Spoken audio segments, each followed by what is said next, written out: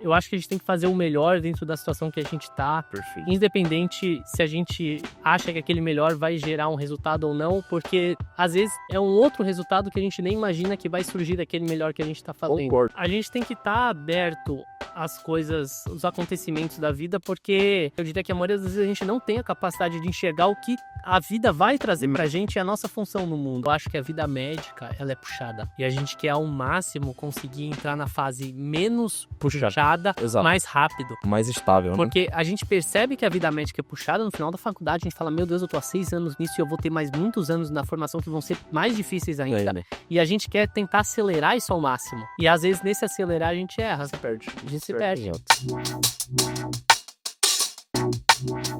Fala pessoal, começando mais um episódio do Sétimo Talk aqui. Me chamo Vinícius, sou mentor aqui do programa de mentoria e também sou residente de oftalmologia da Unifesp. Fala pessoal, sou Gustavo Naufal, podem me chamar só de Naufal.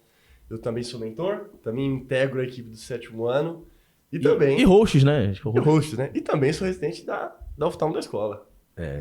E hoje estamos... Next Gen, eu vi aqui, ó. Ele tá com a Dília ali no cantinho. Hoje a gente tá com o Chan, um dos nossos coordenadores também.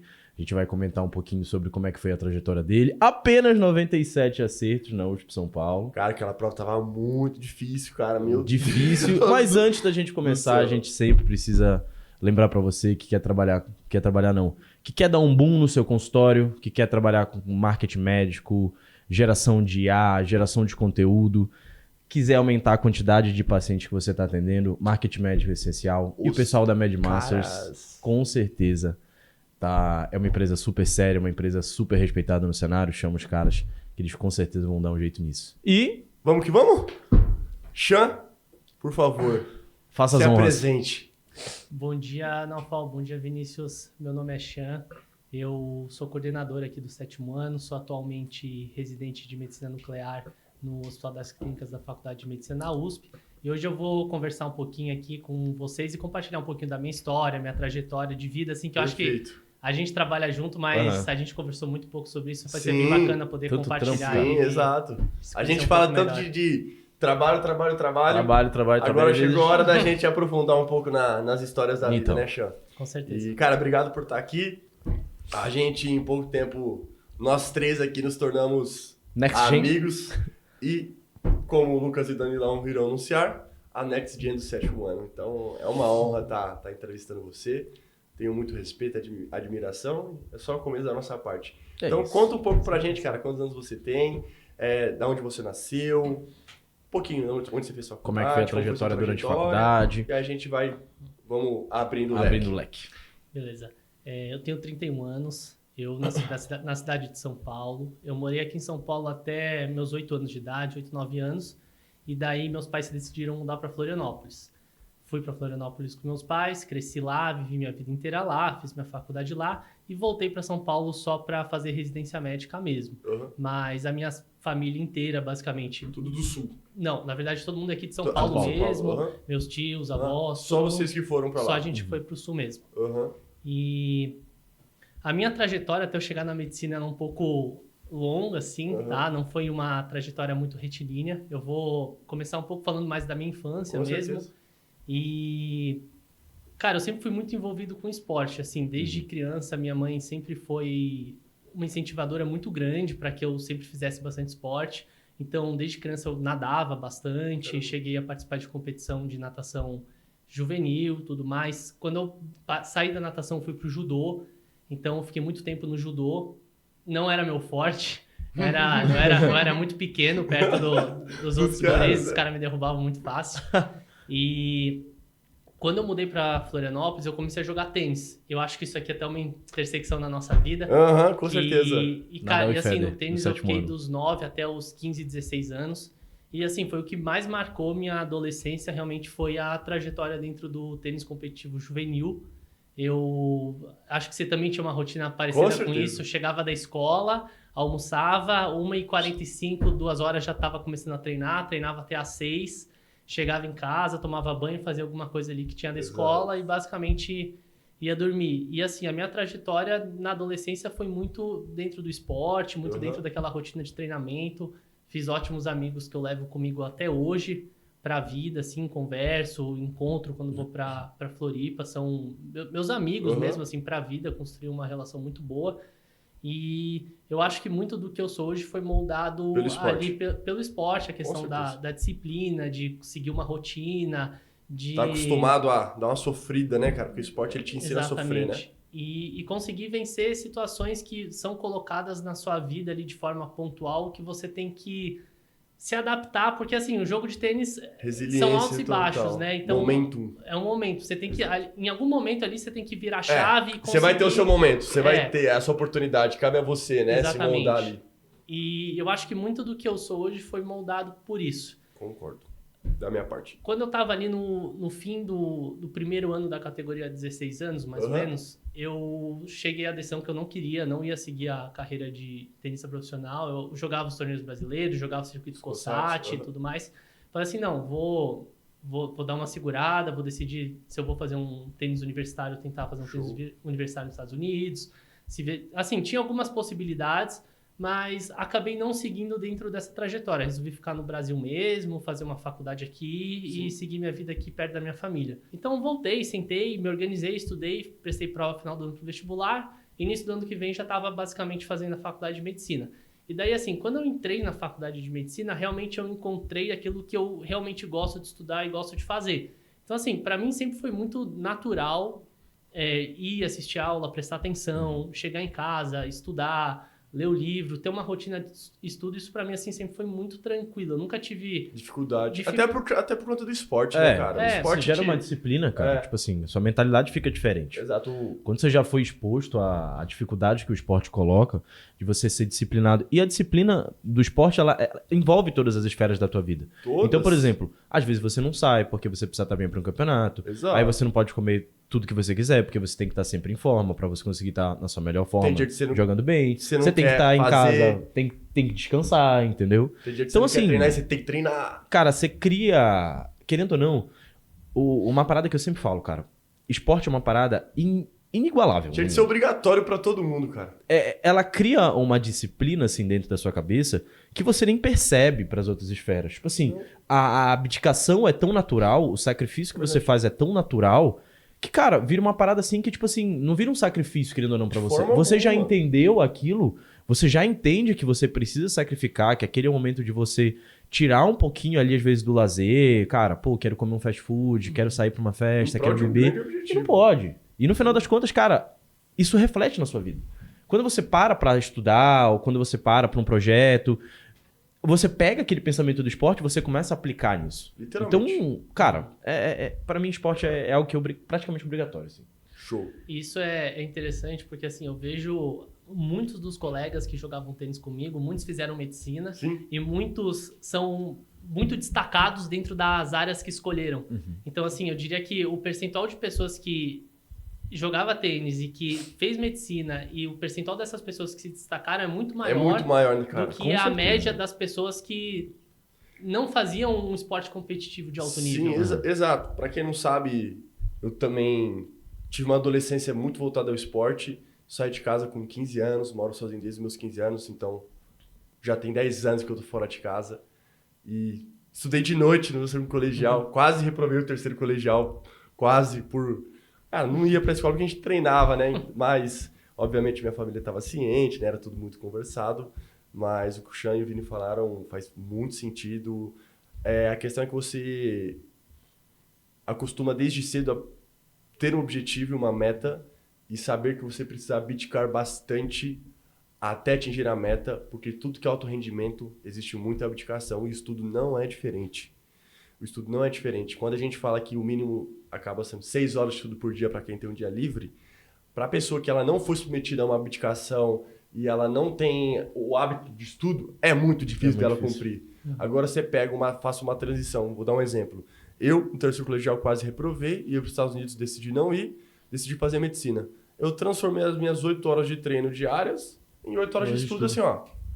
como se eu tivesse estudado a minha vida inteira. E eu nunca tinha estudado. Eu era o cara que só colava, porque, velho, não tinha como estudar. Eu ia mal no ensino médio também. Não, nossa, eu ia muito mal, cara. Muito mal.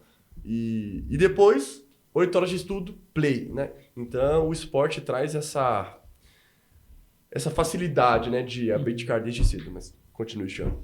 Mas assim, não, até fazendo um gancho, eu acho que não é nem só a capacidade de abdicação, é a capacidade de lidar com frustração. Também, perfeito, cara. Excelente ponto. O que a gente percebe muito é que tem pessoas que chegam, e até comentei outro dia, até postei sobre isso, que para algumas pessoas, o ano da prova da residência é o primeiro grande desafio da vida e é a transição da adolescência ainda, pra que às vezes adulta. se perpetua da adolescência para a faculdade para a vida adulta. Perfeito. Então, assim, é o primeiro momento que a pessoa ela tem uma responsabilidade que vai depender 100% dela. Sim. Assim, ninguém consegue estudar por ela. Existem formas melhores e piores de se estudar, mas ninguém consegue fazer aquilo que é o principal para ela na vida. E tem gente que, quando começa a lidar com a frustração de errar questão, de estar cansado e ter que estudar cansado, de ser reprovado, a incerteza do sucesso, porque o ano da residência é uma incerteza do sucesso. Não existe garantia para ninguém. Não tem garantia. E isso pega muita gente. E eu acho que me pegou. Mesmo eu sendo tenista, me pegou. Isso é um site bacana, cara, porque assim, querendo ou não, a sua vida vai ser muito mais derrota do que vitória. Totalmente. Tipo assim, se você pegar o seu ano de residência, pega quantas provas que você foi ruim. A grande maioria. Imensas provas, você vai ruim, você vai naquele abaixo de 70, abaixo de 75. Aí lá no final você já começa a pegar no 80, 82, 83. Mas, cara, se você pegar o geral do seu ano, se você faz, bora botar aqui 100 provas, 70 provas foram provas ruins. Sim. As 30 que você fez, e às vezes tem gente que tem muita dificuldade para olhar para isso. Que acha que, tipo assim, quando não lida com a frustração, esquece desse 30% que foi positivo e só fica olhando pra parada que é negativo. Só fica olhando, tipo assim... Ser humano, velho. Cara, por exemplo, vou fazer uma lista de 30 questões. A pessoa acerta 29 e ela erra uma. Ela vai lembrar da uma questão que ela errou. Ela não vai lembrar das 29. Ela vai falar assim... Ela fala, pô, só faltou uma. Eu errei, era pra eu pegar maritado. Cara, e eu acho que essa interseção é muito verdadeira, cara. Você lidar com frustração, você lidar com incerteza, você lidar com o grande ponto da disciplina que o esporte traz, e querendo ou não você constrói, no ano de residência é essencial. Você precisa disso. Apesar de como o Sean falou, a gente tem estratégias pra gente conseguir otimizar, pra gente conseguir maximizar o estudo e rendimento da pessoa. No final das contas, cara, é você. É você sabendo lidar com aquilo. E só você vai saber o quanto vai ser difícil, o quanto você vai ter que ralar. Exato. As pessoas... Eu escrevi isso, né, num texto que eu postei no Instagram. Todo mundo aqui teve dificuldade, todo mundo aqui teve que abdicar das coisas. E só você sabe o que você No final passou. das contas, só você As pessoas têm noção. Né? Minha família tem noção do que eu tive que passar, do que eu tive que encarar, da solidão que eu tive que enfrentar para poder atingir o meu objetivo. Mas ninguém sabe o que eu tive que passar, ninguém sabe o que você teve que passar, ninguém sabe o que você teve que passar. É realmente muito difícil, não é fácil, mas se for o seu objetivo, meu parceiro, não tem outro caminho, né? O que você acha? Sean, até puxando esse gancho, durante a faculdade, você sempre teve o costume de estudar? Como é que foi a preparação para a prova de residência? Construção de currículo. Como é que foi isso? Então, eu vou até voltar um pouco da questão da frustração, porque assim, eu era uma pessoa que quando eu perdia no tênis eu ficava possesso. Eu também.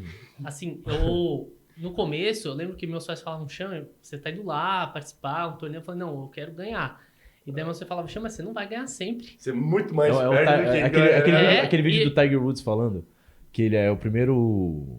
Depois eu te mostro. Mas é um vídeo que, tipo, o Tiger Woods sair no primeiro campeonato importante dele, aí os caras falam, tipo, mas você tá indo, você já vai competir e tal. Ele fala, não, cara, tô indo, vou ganhar. Entendeu?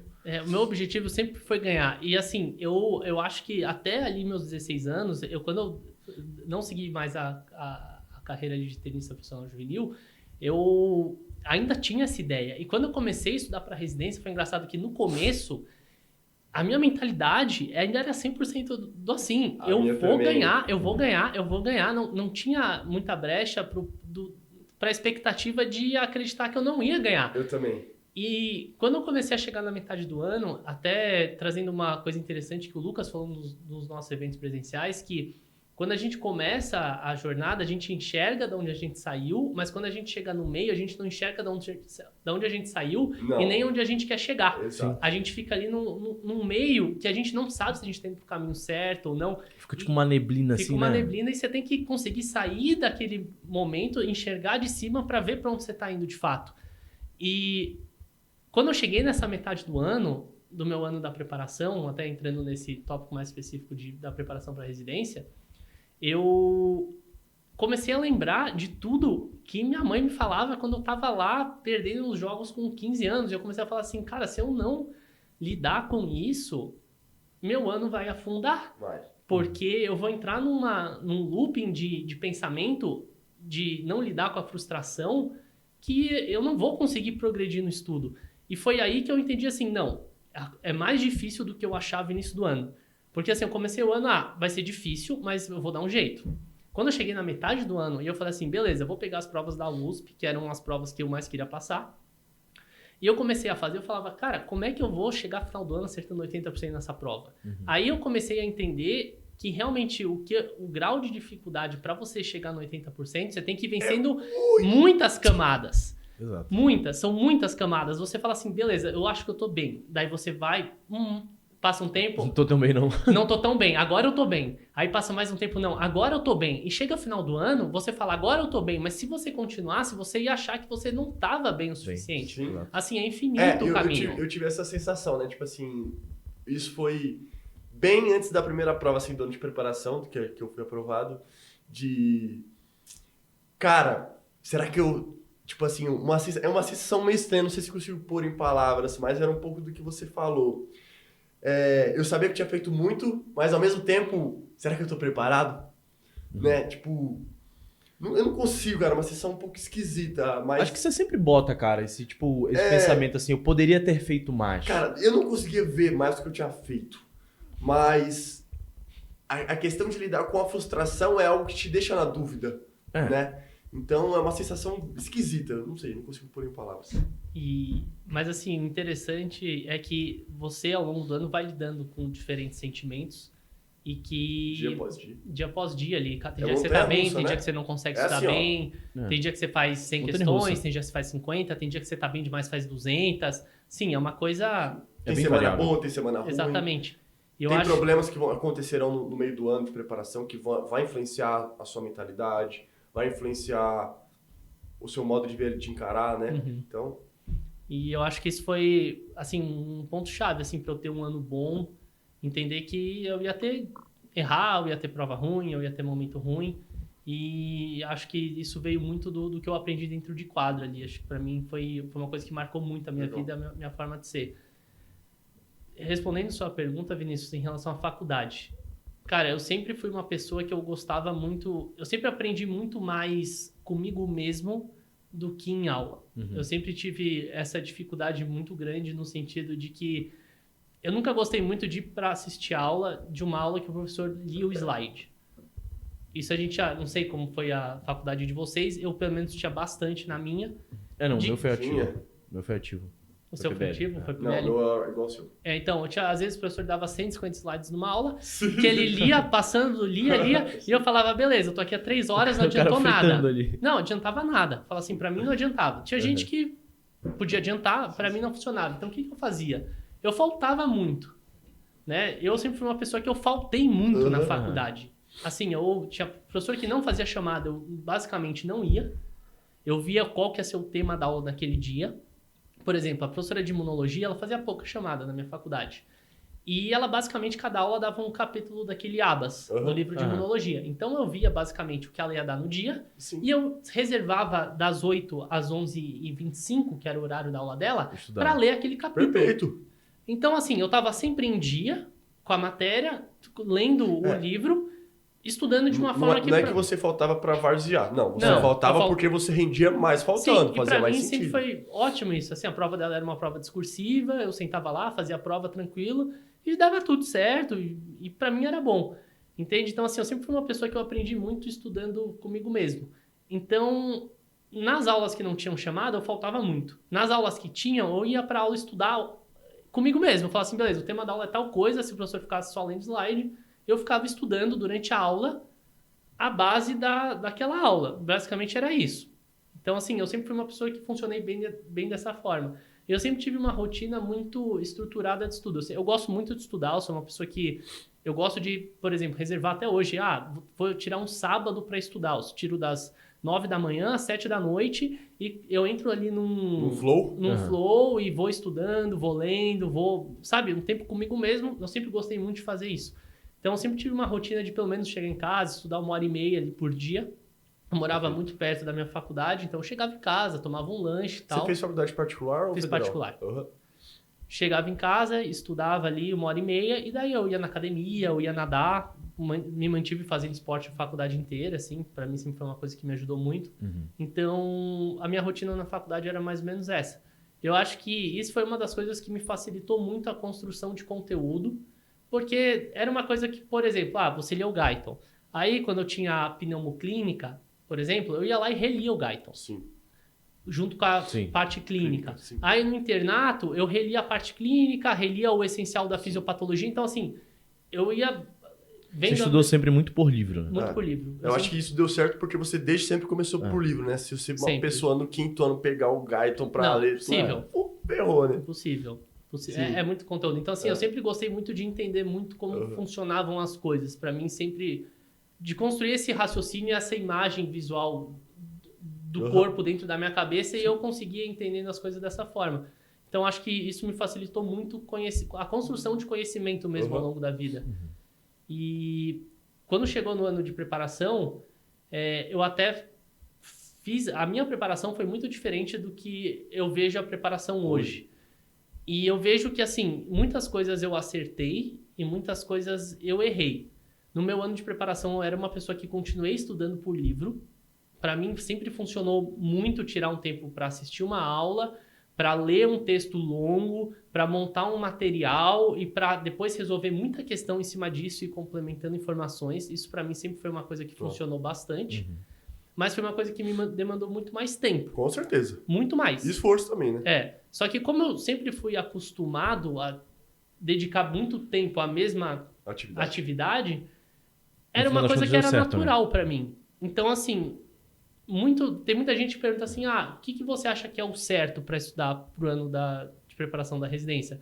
Eu acho que depende. Depende demais. Depende demais. Quem é você? Onde você quer passar? Qual a sua base? Quanto você já fez? Quanto você já fez? A gente tava falando isso com o Yuri agora, cara. Tipo assim, querendo ou não, como você falou, o método de estudo de você ler uma apostila, de você ficar lendo textos longos, é um método que a gente fala que ele não é tão otimizado, digamos assim. Com certeza. Pode ser que funcione e você passe? Pode ser, claro. Com certeza. Foi o que aconteceu no seu caso. Mas agora, tipo assim, você pegar, você sentar, o tempo que você passaria ali, digamos ali, 2 horas, 2 horas e meia lendo um texto, nível de fixação é um pouco mais baixo e tudo mais. Então, pra grande maioria, talvez não funcione. Só que tem pessoas que funcionam. Se você assim como tem pessoas que... pra você, exato. Não existe método certo, existe o que dá certo pra você. É por isso que a mentoria tem que ser individualizada. É o combinado dos métodos. Isso, exato, não existe exato, é o que a gente fala, né? Não existe um método, não. Não, cada método tem seu ponto forte e quando você junta várias coisas, você constrói várias ferramentas. É igual você fazer um bolo. Tem vários ingredientes. Existe o bolo de chocolate com morango, de ninho com Nutella. O método é a mesma coisa, cara. Eu não fazia flashcards, por exemplo. Exato. Né? O Vini, o Henry, por exemplo, fazia. Eu não conseguia adaptar com flashcards também. Então, você lia o livro, né? A questão a gente, no caso nós da mentoria, nós sabemos os métodos, sabemos as técnicas, a gente chega na pessoa, a gente conversa, entende o perfil dela, a gente faz uma proposta de método e fala assim, fulano, você vai cumprir isso. Vamos ver se vai dar certo? Não tá dando certo, então eu acho que é melhor ir por esse caminho. Vamos calcular. Deu certo? Ainda que não. Então tá bom. Então vamos... O que deu certo até agora? Deu certo essa parte? Vamos manter isso, vamos mudar. Até que chega num ponto que a gente estrutura. Isso é até um negócio que eu converso muito com meus alunos, cara, de tipo assim... eu falo ativamente pra eles, eu falo assim, cara, se você achar que tem alguma forma que você estuda melhor, você rende melhor, cara, me fala pra gente colocar. Isso.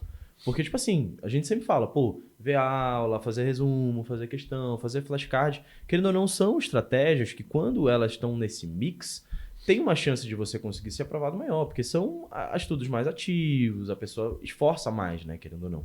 Só que pode ser que a pessoa não adapte tanto, a pessoa talvez ele lendo todos os resumos vai chegar no final da prova e vai passar. Então, é por isso que estudo é algo muito individual, cara. Não tem como a gente falar o que é certo ou errado. Aqui eu acho que eu vou um pouco mais a fundo. Eu acho que para alguns temas as coisas funcionam melhor de uma forma, para alguns temas de outras. Também, Por quê? também. Porque um tema que você tem base melhor, às vezes você lê um texto em 1 hora.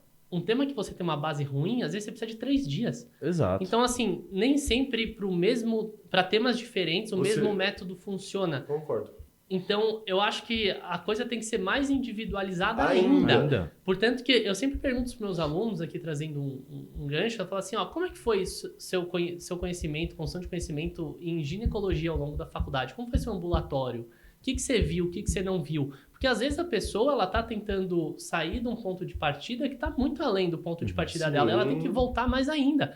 Para alguns temas, acho que se você tem, por exemplo, uma base fraca, não adianta você querer ver uma aula de 1 hora e fazer questão. Você tem que voltar. E tem temas que você não precisa voltar. Que se você for direto para as questões, está resolvido. Concordo. Então, assim, eu acho que tem que ter essa maleabilidade, porque é muito individual mesmo. Perfeito, cara. E a nossa função como mentor é identificar isso. Exatamente. Né? É nisso que a gente prega na mentoria, né? Essa individualidade. De entender a demanda do aluno. Eu fiz uma reunião inicial ontem com um grande amigo meu que optou por fechar com a gente por 7º ano e querer fazer comigo. E é um cara que ele já viu bastante aula, assim, foi bem no simulado diagnóstico. E eu fui propondo as coisas. Falei assim, ó, cara, isso aqui... Para essa matéria aqui, você vai fazer isso aqui. Você não vai assistir essa aula, cara. Tipo, doença de desantemática, você já viu 2 vezes. Chega. Não entendeu? Ver de novo. Você não precisa disso, né? E a nossa função é identificar isso, né? E aí, puxando um gancho do gancho, isso traz confiança para que do meio do ano para frente a pessoa tenha algo a ser feito e a ser cumprido e ela não pense se estou fazendo certo. Não. Estou fazendo o que foi me proposto, vou seguir. Né? Então isso acho que traz um pouco de confiança mais pra garotada. E cara, isso é relevante porque assim, quando a gente pega até assuntos mais difíceis, de um mesmo aluno que, por exemplo, está sucessivamente com resultados mais baixos, cai muito no que você falou. Às vezes o cara não teve uma base disso na faculdade. Por exemplo, pega um assunto que geralmente que é mais difícil, por exemplo, a parte de hérnias. Tem gente que não viu, cara. Tem gente que nunca viu uma cirurgia de hérnia. Tipo assim, anatomia videolaparoscópica. Não sabe como é. Não sabe nem como é o aparelho. Não tem como você botar uma foto de um acesso laparoscópico lá, a região anatômica, e você pedir que o cara saiba. Não vai saber. Talvez, sucessivamente revisando e lendo, aí tudo bem, ele chega ali e consegue acertar. Mas assim, ainda mais que a gente passou por uma transição que muita gente perdeu por causa da pandemia. Não teve aula, não entrou em cirurgia, não viu como funciona o centro cirúrgico. Então acaba que às vezes um déficit que a gente olha dentro da mentoria, não necessariamente é porque a pessoa não teve, mas é porque ela não tem base para aquilo. Sim. Então precisa de um tempo maior para construir esse conhecimento. Perfeito. E, Chão, uma coisa que a gente, assim, é bem diferente, né? Você faz medicina nuclear. Então, cara, como é que foi essa escolha de especialidade? Você fez alguma especialidade antes? Como é que foi isso? Conta um pouquinho pra gente. Perfeito. Eu vou fazer uma retrospectiva, assim, da minha faculdade, como é que foi minha formação como aluno. Extra estudo. Porque quando eu entrei na faculdade, eu entrei muito com a ideia de ser cirurgião. A minha ideia era ser cirurgião, eu passei a faculdade inteira dentro dessa ideia de ser cirurgião. Só que, muito rapidamente, eu percebi que a minha mente era muito clínica. Eu sempre fui uma pessoa muito boa em fechar diagnóstico, chegar a conclusões, ali, juntar várias informações e chegar numa conclusão. Monta o quebra-cabeça. E assim, dentro da parte clínica, o que me interessava? Reumato e neuro. Eram as 2 especialidades clínicas que eu gostava bastante, e a hemato. Eram as 3 especialidades que, assim, que me chamavam muita atenção pela complexidade, pela intersecção com várias outras doenças, por serem sistêmicas, assim. Complexas também. E complexas. E eu demorei muito para decidir o que eu queria fazer, porque eu nunca gostei da rotina de ambulatório. Isso que me pegava muito na clínica. Eu gostava da rotina centro cirúrgico, mas minha aptidão era muito mais mental do que mecânica e eu não gostava da rotina de ambulatório. Então isso me norteou para testar de tudo ao longo da faculdade. Então assim, eu fui fazer estágio em basicamente tudo. Se você chutar uma coisa, eu fiz estágio. Infecto. Não, oftalmo não sabia. Oftalmo e otorrino sempre tiveram fora para mim. Ele sempre critica, cara, quando eu posto coisa de olho ali. Nossa, que agonia, não sei o que. Não, dá muita agonia. Mas vamos lá.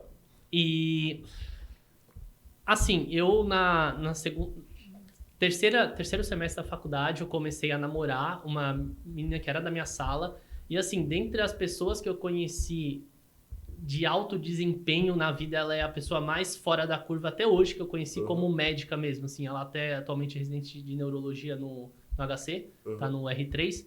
E até vou comentar depois que a gente estudou bastante junto para prova de residência. E ela estudou de um jeito totalmente diferente que o meu. Então, enfim. E eu lembro que a gente discutia muitas coisas de medicina e a gente sempre fez, assim, muito estágio informal ao longo da faculdade. Então, o que a gente gostava muito? Como eu gostava muito de clínica e ela gostava muito de clínica, o que a gente fazia? Olha a nossa interação como namorados. A gente ia para o hospital, a gente chegava lá, isso desde a quarta e quinta fase. A gente chegava para... Quarta e quinta fase, quarto e quinto ano, no caso. Não, quarto e quinto semestre. Tá. Aí a gente chegava para os assistentes da clínica médica lá que a gente conhecia e falava, ó, que casos legais tem internados? Estão internados. E eles falavam assim, ó, tem o caso do leito tal, leito tal, leito tal. Vão lá, vejam o paciente, conversem, façam anamnese, estudem o caso e tudo mais. E a gente criou esse hábito de fazer isso. A gente fazia isso nas férias de verão. Então, assim, era férias de verão, a gente estava indo todo dia para o hospital ver paciente de casos complexos. E era muito legal. Assim, acho que foi isso que eu mais aprendi durante a faculdade, assim. E a gente via casos de doenças muito diferentes, chegava em casa, estudava, cara, abria o capítulo do livro, pegava artigo, entendia a fisiopatologia das doenças, entendia, assim, muitos casos de reumato, neuro, hemato, assim, casos complexos de neuroendócrino, assim, a gente estudava realmente muitos casos difíceis e ficava, às vezes, 2, 3 dias estudando um caso só, voltava no hospital, revia os exames, revia o paciente, via a condição de paciente. Então, assim, a gente aprendeu muito em cima disso. Sim. E a gente foi fazendo isso, assim, basicamente em todas as férias da faculdade até o fim do internato, assim. A gente ficava muito em cima disso. O último ano a gente dedicou mais para a prova de residência, mas, assim, o quanto a gente aprendeu nessas discussões foi, assim, um conhecimento... riquíssimo, absurdo. Foi uma coisa, assim, que me tirou de um nível basal e me jogou muito na frente. Porque era um raciocínio clínico. Né? Muito. Assim, às vezes a gente até via um caso e a gente fala assim, ó, acho que esse caso não está sendo conduzido da melhor forma. A gente ia discutir com os preceptores lá da residência da clínica e falava assim, ó, acho que isso aqui, pode ser isso, tem que pedir tal exame. E às vezes mudava a condição do caso. Então, assim, era bem bacana mesmo. Chegou num ponto que eles até falavam assim, ó, tem um caso legal para vocês, mandavam, a gente ia lá, porque a gente realmente, como a gente tinha tempo, a gente se dedicava num caso, explorava um caso. E, por exemplo, vou dar um exemplo para vocês, que teve até um caso que a gente apresentou num concurso de caso clínico nacional e a gente ganhou esse concurso de casos clínicos. Caramba. Tinha uma premiação em dinheiro, uma premiação alta, que era um caso de síndrome de POEMS, associado à doença de Castleman, que abriu com o diagnóstico de uma polineuropatia periférica. Então, assim, eu apresentei esse caso num concurso de casos clínicos no 6º semestre. Entendeu? Um caso, tipo, extremamente complexo, para uma banca de médicos do Brasil inteiro. Então, assim, foi uma coisa que me fez aprender a apresentar, me fez aprender a gerar uma apresentação, me fez aprender a ter maturidade para lidar com algo que, na hora ali, às vezes, uma pergunta que você não sabe, você tem que falar. Nesse momento, eu não tenho essa resposta e tá tudo bem. Sim.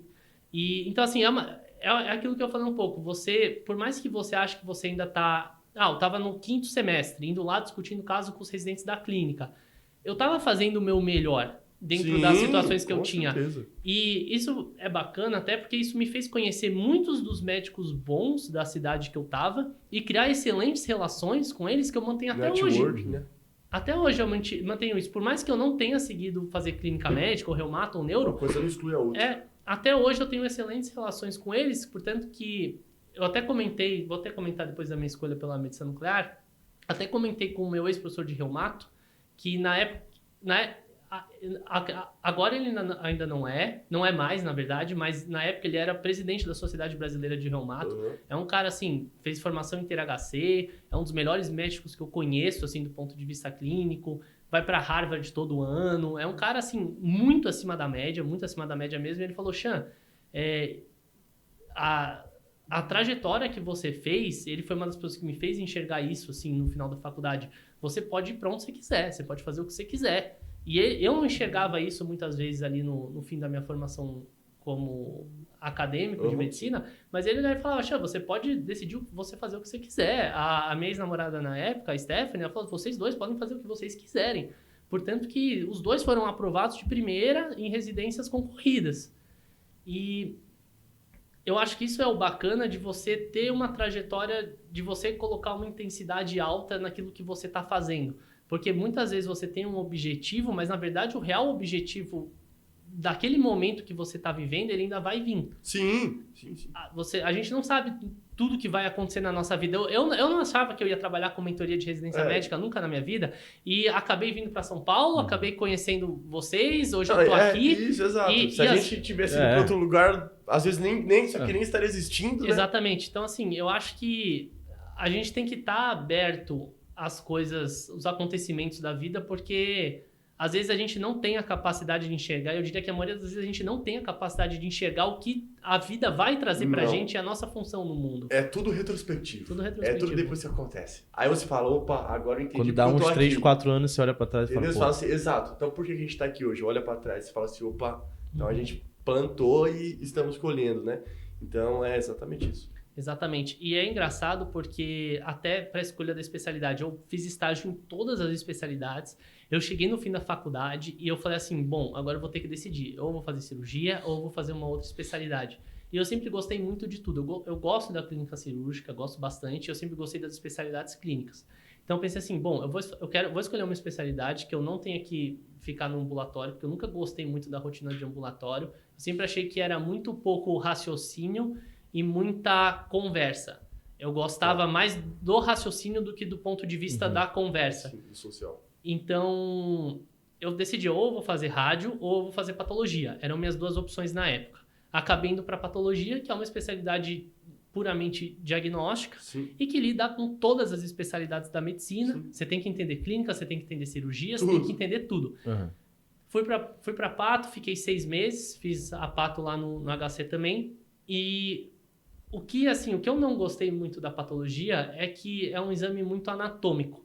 Então, assim, a partir do momento... veio a biópsia. É uma biópsia, por exemplo, de um adenocarcinoma mamário. Beleza, você vai olhar e você vai falar, é um adenocarcinoma mamário. Agora você vai ter que ver invasão linfovascular, grau de mitose, HER2 positivo ou não, receptor de estrogênio positivo ou não, receptor de progesterona positivo ou não. Então, assim, você tem que ir vendo informações para bater um checklist de laudo, porque tudo aquilo que está lá é relevante para o prognóstico e tratamento do paciente, mas você não tem uma interpretação nem sempre fisiológica por trás daquilo que você está vendo. Então, chegou num ponto que... Era algo muito estático, né? Não era dinâmico. Chegou num ponto que eu fiquei assim, tudo bem, a especialidade é bacana, mas assim, eu acho que ainda não é a especialidade certa para mim. Perfeito. Então eu decidi sair da patologia. E foi difícil tomar essa decisão de sair? Ou você achou que já estava fazendo muito sentido a saída já? Assim, eu não sou uma pessoa conformada. Se eu não estou satisfeito num ambiente, ou num lugar, ou num trabalho, e eu acho que aquilo não vai ser o meu melhor uso, a minha melhor felicidade, eu saio. Perfeito. Não foi fácil, lógico, até porque meu ano de preparação para a prova, eu estudei na dúvida entre fazer cirurgia ou fazer patologia. Então eu falava assim, beleza. Cirurgia, o chumbo é mais pesado, patologia é menos, mas eu não sabia o que ia fazer. Eu falei, cara, eu vou estudar para eu poder escolher qualquer coisa área, que eu decidi no final do ano, a ponto de eu... Tanto faz a especialidade que eu prestar. Exato. E no fim, basicamente, foi isso. A minha nota passaria em basicamente qualquer especialidade. Passaria em qualquer especialidade. No primeiro ano, acho que eu não passaria em neurologia clínica. Tá. Em neurologia clínica, eu acho que eu não passaria. Mas para as outras, todas seria ok. Mas aquele ano, na neurologia clínica, o pessoal... Foi mais hard. Foi difícil. E... Assim, mesmo eu tendo estudado muito, e eu optei por sair ali. Eu falei que eu sairia no final de julho. Eu falei que ia sair mais ou menos no dia 10 de julho. Eu fiquei até final do mês resolvendo todas as minhas funções na residência, fazendo macroscopia, não deixando laudo para ninguém. Fiquei até o final do mês para não sobrecarregar meus colegas do rodízio que estavam, porque... Padrão total, né? Porque realmente, assim, se eu saísse, eles iam ter que fazer minha macroscopia, iam ter que laudar o que eu tinha para laudar. Então, assim, tinha toda a burocracia de R1, eu fiquei lá até final do mês resolvendo. Perfeito. Pra ficar sem pendência. Para né? não deixar pendência para os meus colegas. Ótimo. E não deixar o serviço desfalcado, porque eu acho que Faz diferença. é o mínimo de respeito assim que Perfeito, você tem cara. com E com querendo ou não, o departamento. serviço de patologia recebe muita coisa, né? Muita. Nossa, a gente tinha dia que a gente passava o dia inteiro fazendo macroscopia. E mesmo depois de saber que eu passei o dia inteiro fazendo macroscopia de pólipo, útero, pintando margem. Tudo aquilo eu tinha que fazer, porque se eu não fizesse, meus colegas iam ficar até 10 da noite lá fazendo.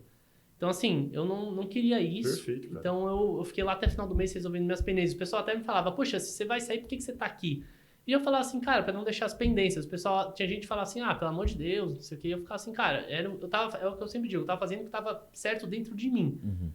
Aquilo era o certo dentro de mim, entendeu? Por mais que tanto faz, mas dentro de mim aquilo era o certo. Então eu me mantive até o final do mês lá, acabou o mês, eu fui embora. Mas eu fui embora sem pendências, entende? Então eu mantive até o final do mês.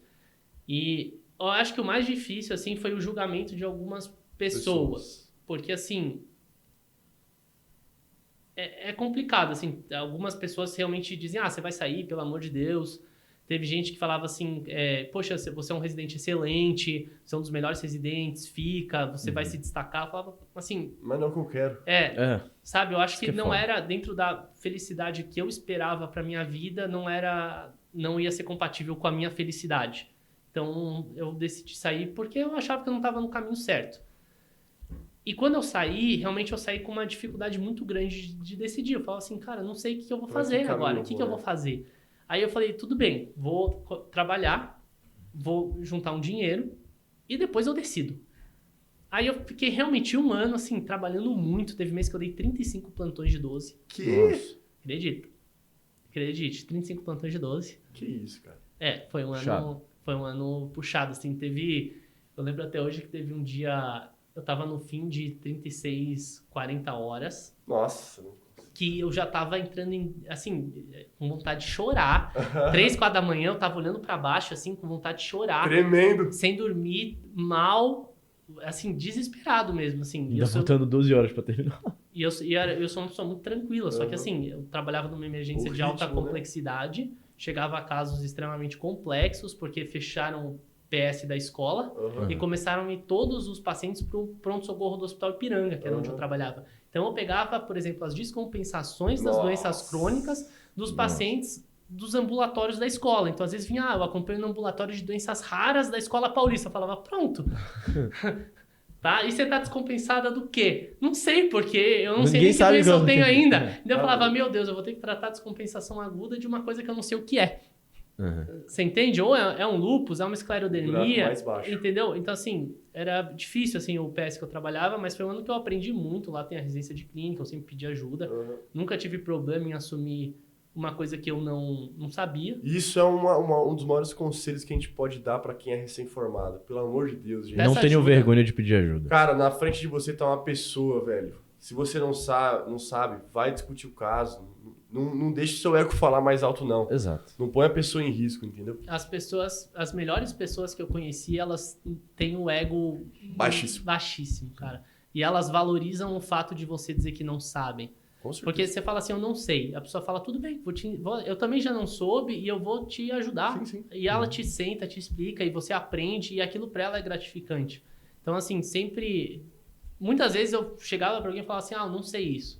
E a pessoa falava assim, como é que você não sabe isso? Eu já sabia que aquela pessoa provavelmente não era um bom médico, não era uma pessoa que... Às vezes você não iria se espelhar, né? Exato. Eu falava assim, tudo bem, tá? Pra mim nunca me impactou. Eu sempre falava, tudo bem, quando chegar em casa vou dar uma olhada, vou estudar, vou tentar aprender, mas nunca me impactou o fato de alguém me humilhar porque eu não sabia algo. Pra mim era uma limitação da pessoa, não minha limitação. E nesse ano eu trabalhei bastante, daí no meio do ano passado eu cheguei à conclusão que eu tinha que prestar prova. Falei assim, cara, não vai dar pra ficar nisso, eu preciso prestar a prova, eu vou ter que começar a pensar em, de fato, tomar uma decisão madura do que eu vou fazer. Eu comecei, será que eu presto cirurgia? Será que eu não presto cirurgia? E assim, dentro da cirurgia, o que eu gostava era a cirurgia hepatobilio-pancreática. Então, era uma cirurgia grande. Gostos complexos. Então ia ser uma vida difícil, uma vida de intercorrência, madrugada dentro. E eu sempre priorizei muito ter uma vida com horário. Eu sempre gostei de horário, gostava de ter... de ir pra academia, de poder fazer esporte, né? De ter um tempo pra ter minha vida. Então, eu fiquei, beleza, ou eu vou para rádio, ou eu vou para uma outra especialidade. Ainda estava nesse dilema. Aí uma pessoa que eu conheci ano passado, ela falou para mim assim, poxa, você conhece, já ouviu falar da medicina nuclear? Eu falei, não, sem nada. Falou assim, dá uma olhada. E daí eu pensei, beleza, vou fazer igual acadêmico. Fui fazer um estágio igual acadêmico, 1 ano e meio pós-formado em medicina nuclear. Fiz num hospital grande aqui de São Paulo, não foi na HC. E fiquei um tempo acompanhando o serviço. E, cara, eu vi que era justamente o que você queria. O que eu buscava, que era uma especialidade que é uma especialidade basicamente de fisiologia, porque todos os radiofármacos que você dá, eles têm um metabolismo habitual, eles passam, Sim. enfim, por determinado tecido, seguindo de forma geral a fisiologia daquele tecido, e a alteração que você vê na imagem é justamente a representação da alteração fisiológica. Uhum. Então, era uma especialidade de diagnóstico por imagem, que tinha uma rotina bem estabelecida, sem urgência e emergência, que a partir da alteração da imagem, você tem que gerar uma interpretação. Então, às vezes, tem uma alteração, você gera uma interpretação, mas nem sempre aquela interpretação ela é, de fato, valorizável. E aí que entra a dificuldade do laudo, porque você tem que saber o que você vai valorizar e o que você vai deixar de lado, e se você vai valorizar o quanto. Nossa. Porque se você... E é subjetivo. Uhum. Porque, às vezes, você valoriza demais algo sutil e o paciente faz mais 6 ciclos de químio.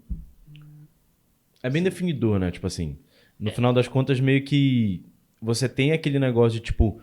Não, sempre correlaciona com dados clínicos, o médico que dá a palavra final, o médico assistente, né, do paciente.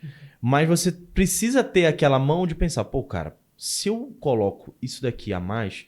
É um paciente que vai ficar mais internado, é um paciente que faz mais químio, é um paciente que pode descompensar, é um paciente que pode infeccionar internado. Tirando então... a questão das complicações que a própria químio impõe, as neuropatias, né, cara? E depois que você vê o quanto você vai valorizar, como você vai escrever, o quanto você vai valorizar. Porque, às vezes, você fala assim, beleza, tem uma alteração, eu não vou valorizar. Tem uma alteração, eu vou valorizar. Mas tem uma alteração, eu vou valorizar pouco. E dentro desse pouco, como é que eu vou escrever? Você não vai, captação pouca, você não pode. Cara, é muito... Entendi. É muito sutil, é complexo o laudo. Portanto que hoje, como R1, basicamente, todos os laudos que a gente faz, eles passam por correção. Sim. E é muito difícil um laudo de um caso que não seja negativo sair igual a gente escreve como R1. Eu escrevo, basicamente, o prescritor fala, tá muito bom, apaga e começa de novo. Porque é difícil mesmo escrever o laudo. A redação do laudo é difícil. Então, mas assim, quando eu descobri a especialidade e a possibilidade da teranóstica, que é o tratamento, tem muito tratamento, terapia dentro da medicina nuclear agora para paciente metastático, seja hepático, para neuroendócrino, seja para feocromostoma, neuroganglioblastoma, pacientes pediátricos, câncer de próstata agora também vem forte. Era algo que era uma especialidade muito mista, de diagnóstico e possibilidade de tratamento. Então, assim, eu vi uma oportunidade muito boa mesmo. E algo que sempre me falam muito é assim, mas é uma especialidade que você fica num canto, laudando, o mercado de trabalho é mais difícil, você vai sair, você vai ter que esbarrar, ser contratado e tudo mais, mas assim, é uma especialidade que tem uma demanda grande, desse ponto de vista, porque tem muito poucos médicos nucleares que laudam PET-CT, e laudar bem PET-CT é difícil, a formação é difícil, você precisa passar por um centro bom, dá tempo para aprender. A gente precisa cada vez mais, e uma das principais coisas que eu vi dentro da especialidade como oportunidade foi a correlação e o relacionamento com as outras especialidades. Sim. Porque assim, muitas vezes a gente pensa... O radiologista ele vai ficar na toca e não vai sair.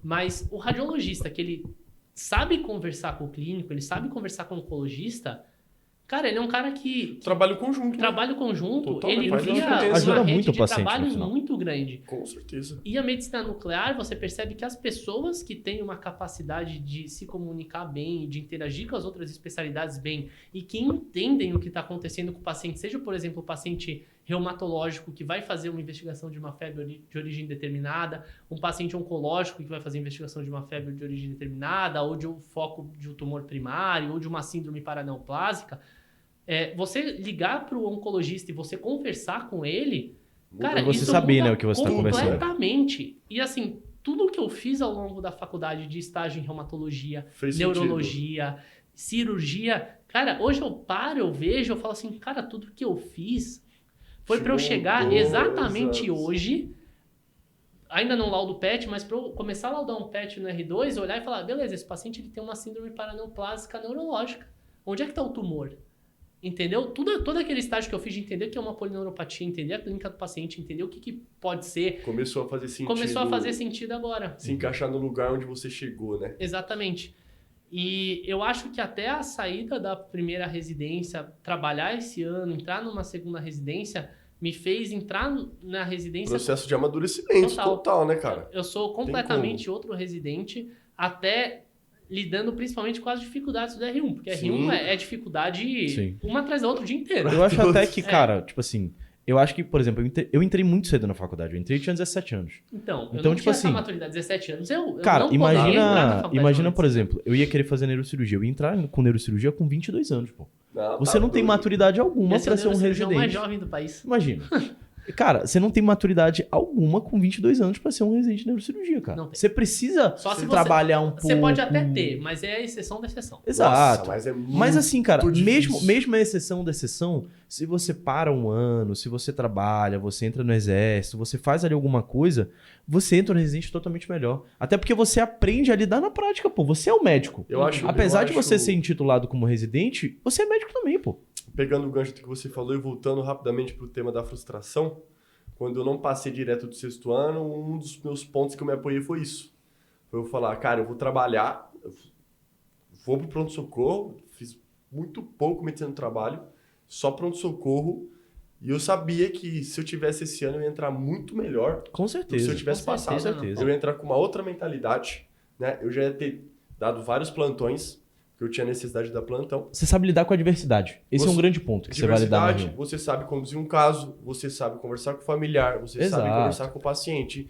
Muda tudo, cara. Você só sabe o peso que é liberar alguém para casa quando você tem que liberar aquele paciente de 75, 80 anos para casa, que você não tem nada, mas você tá em dúvida. Você fala assim, beleza, tem alguma coisa, mas assim, eu não preciso internar porque não tem nada agora. Não é uma... Mas pode aparecer. Pode ter. Mas assim, eu vou liberar, tem 80 anos, tá bem. Nossa, a família quer que fique. E eu vou liberar porque não tem nada, mas tem alguma coisa.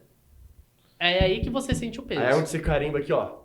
Você fala. E você fala assim... Não, e o grande ponto também, cara, tipo assim, você aprende principalmente no social, pô. Demais. É o que você falou, você aprende a lidar com a família de um paciente doente, por exemplo, de um idoso. Você aprende a lidar, por exemplo, a dar uma má notícia. Por exemplo, pra chegar pra dar a notícia que um paciente tá cego, cara, às vezes você dá essa notícia pra um paciente que às vezes chega ali no seu pronto-socorro com aquela expectativa, pô, né? Será que dá pra fazer alguma coisa? Será que tem como voltar essa visão? Dá mais visão, né? E você ter aquela capacidade de falar, cara, não tem como, ó, é muito avançado o caso. Às vezes, quando você entra muito cru, ou você se acanha muito, você fica, não, e aí o paciente não tem confiança no que você fala, ou às vezes você, tipo, não dá a devida atenção para aquela pessoa porque você não teve aquela vivência. Então, no final das contas, cara, você ter uma experiência onde você é o médico, você vai carimbar, você é o responsável por aquela pessoa, você entra sempre no residente muito melhor. Cara, sabe uma lição que eu aprendi muito, assim, uma das grandes lições que eu aprendi com o meu ano trabalhando? A importância de você orientar bem o paciente. Exatamente. Isso muda absolutamente tudo na minha visão, cara. Um paciente bem orientado, que eu sinto que os médicos hoje não orientam o paciente sai com uma receita, ele nem sabe o que ele tem. Nem sabe. Cara, ele nem sabe o que ele tem. Chegou pra mim uma paciente agora no pronto-socorro, que levou o marido, eu fui examinar o olho dele e falei assim, você pegou algum colírio? Porque tava dilatado, né? Aí ela, levei ele para um oftalmologista particular, eu falei assim, tá, mas o que ela falou, né? O que essa profissional falou? Não me explicou absolutamente nada, deu uns exames, falou nada. Sempre chega, me falaram que eu tava com um problema no fundo do olho. Eu falei assim, cara, né? Tipo, eu com 3 meses, 4 meses de R1, você examina, já tinha capacidade de dar um diagnóstico ali, senta, explica e, cara, tem coisa que você tem que levar tempo, cara, né? Você dá um chute na bunda do paciente. Você sabe que já me falaram, não falo. Doutor, muito obrigado por me ouvir. Exato, velho. Por me ouvir. Exato. Então, assim, você vê que é complicado. Então, ontem mesmo, cara, chegou uma paciente pra avaliar a cirurgia de catarata E era uma paciente de 88 anos e ela, tipo, Alzheimer e Parkinson avançado, então ela tinha um certo grau de demência. E só que assim, ela entendia o que você falava. Ela comunicava, conseguia falar com idade visual, ela conseguia falar o que ela sentia. E aí no final da consulta eu expliquei tudo pro acompanhante dela e expliquei pra ela também. Aí na hora que ela tava saindo, o acompanhante virou: doutor, acho que o senhor foi um dos únicos médicos que explicou, não pra mim, mas explicou pra ela também o que ela tem. Legal. E aí, assim, é uma paciente que tem um certo grau de comprometimento, né, de interação, mas, cara, o paciente entende, entendeu? Sim. Às vezes a gente fica naquele... Criou-se muito hoje, né, principalmente alguns planos e tudo mais, que o médico tem que atender rápido, tem que atender muita gente, tem que atender... infelizmente. E aí bota um ambulatório com 45 pessoas, bota aí, vai atendendo 1 minuto, 2 minutos, 3 minutos. Cara, isso não é medicina. É possível você fazer uma consulta médica decente. É a mesma coisa um laudo, cara. Mesma coisa um laudo. Mínimo. Tem, tipo assim, radiologista que, sei lá, vou pegar pra laudar 70 exames. Eu não consigo. Olha o exame, cara, nem bota, só copia cola, bota o negócio ali. Tipo, o cara não para, analisa o negócio direitinho. Porque por mais que sempre tenha aquela brincadeira, tipo, não sei o que, a rádio sempre coloca a rádio e a medicina nuclear correlacionar com dados clínicos. Mas, cara, quando o cara para avaliar certinho o que ele tá, ajuda muito, pô. Você tá numa dúvida ali de você vai indicar um procedimento cirúrgico ou não, cai na mão de um cara que sabe laudar bem, cara, é totalmente diferencial pro paciente. E eu acho que nesse sentido, a capacidade do médico que lida com imagem se comunicar com o clínico. Você vai sair, o que você quer saber especificamente? O que você está procurando? O que vai te ajudar? O que vai te ajudar realmente? O que vai ser vai mudar o prognóstico do paciente, ou falar ou não? Porque, cara, essa resposta às vezes muda tudo. Muda tudo. Ou o paciente às vezes vai para cirurgia, ou não vai para cirurgia, ou vai para quimio, não vai para quimio, vai para rádio, não vai para rádio. Sim. Muda a mortalidade, muda a sobrevida. Então, assim, eu acho que dentro disso eu vi uma oportunidade muito grande de você se comunicar, criar boas relações, abrir negócio. E, assim, eu acho que é uma coisa que a gente deixa muito de lado hoje dentro da medicina, da nossa formação. Perfeito. E falando de negócio, né? Sei que você está na R1 ainda, mas sei que você é um cara diferenciado.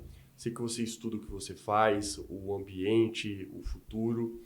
Quais são as possibilidades você como médico nuclear no mercado? Então você falou, você pode lá dar um PET, você tem que fazer uma subespecialização ou tem que estar num hospital que obviamente tem um PET. Dá um contexto para a galera. Não, Fala, o seguinte, a medicina nuclear hoje, a gente tem muito poucos profissionais no Brasil, se eu não me engano, são em torno de 400 profissionais, tá? Desses 400 profissionais, a maioria já tem mais de 50 anos, 55, 60 anos. O PET, ele veio de 2000 para cá, mais forte. Então, muitos dos profissionais que estão no mercado, eles não laudam PET. Então, a gente já começa, assim, da totalidade de profissionais, uma boa parte não lauda PET. Mas, querendo ou não, assim, só para... Até porque é uma especialidade que pouca gente conhece, na medicina nuclear, o grande exame é o PET. Atualmente é o PET.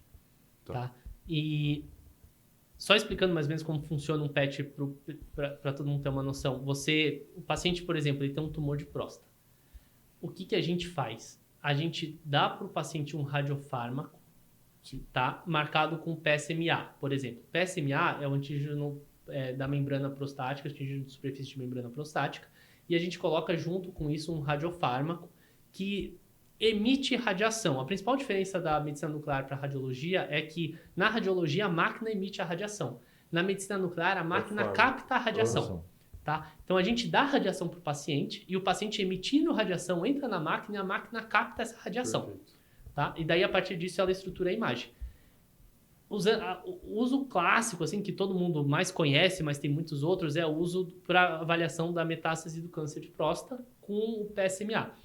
Então você vai adicionar um radiofármaco acoplado ao PSMA. Esse radiofármaco ele entra no corpo, ele vai passar ali pelos linfonodos, pela leito de cirurgia prostática, enfim, ossos, tudo.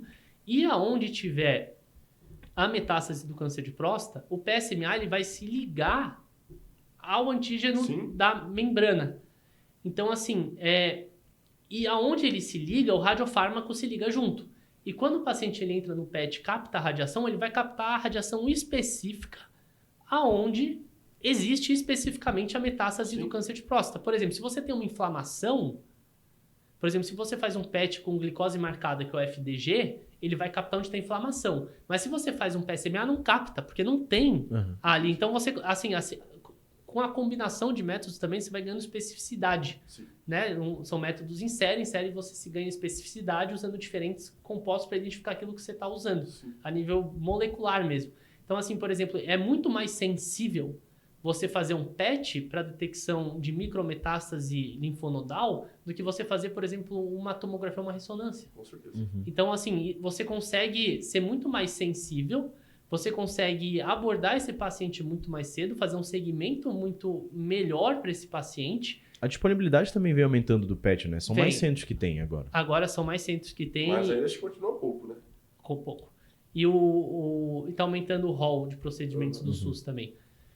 Mas, assim, você consegue fazer um segmento muito mais próximo com esse paciente. E, assim, para você conseguir saber valorizar ou não valorizar um achado, não é tão simples. Você precisa de um tempo de formação para aprender a lidar com aquele exame, com aquele radiofármaco.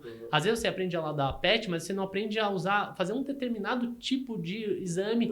E dentro daquele exame você não lida. Porque você não tem a habilidade, a vivência de saber valorizar ou não valorizar, o que é um achado positivo, negativo, o quanto é positivo. E para isso, para esse tipo de formação, você precisa estar num centro que tenha muito PET. E dentro do Brasil, os centros que tem bastante PET para formação são 3. Nossa. Só. Caramba. Sem citar nomes. Sim. São 3 ou 4, se eu não me engano. Sendo que, assim... A grande maioria fica em São Paulo ou não? A grande maioria fica em São Paulo. Sendo que desses, o que faz muito PET é o HC. Sim, com certeza. Muito, assim, é muito... Acho que o Paulista não tem PET. Não tem PET. A residência de medicina nuclear no Brasil é no Sul, no HCPA, USP, muito Unicamp, bom, AC Camargo e... AC Camargo muito bom também, cara. E Federal do Pernambuco, ou a Estadual do Pernambuco, não sei exatamente, mas é em Pernambuco, uma das duas. Tá? Que também é um bom centro lá de formação, tem PET a princípio. E... Assim, demora um tempo para você ter essa formação e muitos dos médicos nucleares que estão no mercado não tiveram. Laudam muito cintilografia, laudam muito bem exames convencionais que são importantíssimos. Tem muita cintilografia miocárdica, agora o PET miocárdico está vindo muito forte também. Mas... É uma área que vem muita expansão, né? Vem muita expansão. Só a parte do PET, mas, como você falou, as terapêuticas cada vez mais sensíveis, mais específicas. E é uma área que, se você sai bem formado, você tem muita possibilidade de trabalho. Talvez, se você quiser ficar num grande centro, vai se demorar mais para entrar no mercado. Assim como em qualquer especialidade. Por exemplo, eu quero trabalhar no Einstein, quero trabalhar no Sírio, quero trabalhar na Rede Dora aqui de São Paulo. Você vai demorar mais. Mas você vai conseguir, entendeu? Coisa de... O pessoal até brincar. Às vezes 2 anos, às vezes 3, às vezes 5, mas assim... Uma hora vai. Uma hora vai. Tá? Então, assim, é uma especialidade que você tem... muito mercado se você sai um profissional bem formado e principalmente se você tem boas relações, porque você precisa saber se comunicar com o seu colega, você precisa saber se comunicar com o clínico, você precisa participar de tumor board, você precisa saber ajudar o especialista a responder aquilo que ele busca. Então é uma especialidade para pessoas que saibam conversar, não pessoas que queiram se enfiar dentro de uma toca. Você pode fazer isso? Pode. Mas assim, você vai se destacar muito mais se você souber conversar. Perfeito. Qualquer área. E dentro da especialidade, hoje, basicamente, você pode trabalhar como contratado de um serviço. Você pode abrir um serviço, só que é mais caro, né? Um PET aí, atualmente, está custando na casa de 10 milhões, 12. É algo em torno disso, tá? Então, não é barato. O Grins é mais barato. O Grins é mais barato. Acho que dá pra abrir uma clínica dessa, não. O Grins é mais barato. Mas assim, o que acontece muito é que investidores estão abrindo muitas clínicas em muitas cidades de médio porte que não tem. Por exemplo, Santa Catarina tem a perspectiva de ter 5 novos PETs para os próximos 3 anos. Para uma rotina de PET, você precisa de 2, às vezes até 3 médicos nucleares. Então, assim... Quem vai preencher essas vagas? Exato. Se a gente pensar nisso, seriam, vamos por 15 médicos, só que só formam quantos por ano? Pois e quantos formam bem formados? Então, aí você... Então, assim, a oferta, a demanda é a única especialidade médica que o censo mostrou que as vagas de emprego crescem mais do que profissionais formados. Caramba. Foi a única. Então, assim, é importante explicar isso para o pessoal, porque pouca gente conhece. Eu mesmo, sem conhecer você, eu não saberia isso, entendeu? Mas, assim, ao mesmo tempo é uma especialidade para quem não liga de não ter a glória da resolução, entre aspas. Tem muita gente que fica assim, eu não me sentiria médico não atendendo, não operando, não arrancando tumor, não tratando. Você pode tratar na medicina nuclear. Tem gente que sente isso, que entra na especialidade e fala, cara, eu me sentia que eu não era médico. Você quer ser resolutivo. Você quer ser resolutivo. Eu não tenho... que batia muito no que você falou, né? Até quando você estava na faculdade, você gostava mais da discussão do negócio. Sim. Não era a glória de você chegar, não, você tem X e Y. Era a discussão em si. Que é o que te traz na medicina nuclear. Exatamente. Então, assim, acho que pra mim foi perfeita a especialidade. E eu acho que até um gancho que a gente traz em cima disso é falar um pouco sobre a felicidade. O que é a felicidade dentro da sua vida? Da sua perspectiva. Porque tem muita gente que entra na faculdade de medicina e às vezes tem uma ideia da especialidade que quer seguir. É uma pura ilusão, né? Tipo, não, acho que não é ilusão, mas eu acho que quando a gente entra, a gente vai pegando informações de pequenos locais e gerando um senso. Né? E acho que a gente tem uma ideia falsa do que é ser médico, do que é a especialidade. Totalmente. Eu vou ser cirurgião porque, nossa, a vida é de luxo, a vida é de glória, a vida Cara, bizarro, a gente tava discutindo isso ainda agora. De, tipo, perdeu... E o que o Yuri fala muito no Doutor Neurocirurgião é você resgatar a vontade de ser médico. Exato. Não é você ver uma especialidade porque aquela especialidade vai te proporcionar carro, aquela especialidade vai te proporcionar um ego inflado, vai te proporcionar uma viagem pra Europa. Não é você ser médico porque você quer ser médico, tá ligado? Você quer ajudar a pessoa. Sincera opinião, a pessoa ela só sabe o buraco que é ser médico quando ela tá dentro. Se formou. Só. Antes disso, você pensa alguma coisa, você acha que é. Cara, quando você vai dar o seu primeiro, segundo, terceiro, quarto plantão de pronto-socorro, você vai ver o buraco que você se meteu. E bate justamente naquilo que a gente falou de responsabilidade. Quando você é interno, cara, beleza. Se você fizer besteira, alguém vai puxar sua orelha, vai te dar uma descascada ali. Mas, cara, você não tem responsabilidade. Você não vai chegar para um paciente que você tá em dúvida, pô, cara, será que eu observo esse paciente? Será que, por exemplo, paciente que tu vai dosar a troponina, será que eu doso mais uma? Pô, o paciente tá ali em cima do muro. Sempre duas tropas. Faz duas. Assim, sempre faz. Não, mas tipo assim, tropa é curva. Se não curvar tropo. Aí você fica naquela, pô, cara. Duas tropo alto iguais não é infarto. Ou ele bota, ele vem a primeira limítrofe, aí a segunda ele vem e aumenta um pouquinho. Aí você fica, pô, cara. Mas daí você tem que. Entra o raciocínio clínico, mas. Cara, quando você não tem essa dúvida dessa responsabilidade, você não cria o caráter, exato. No seu carimbo. Às vezes você chega assim, o paciente tá lá dosando troponina, não sei o que, aumentou um pouco, o que a gente faz? Pô, e aí? Meu carimbo, né?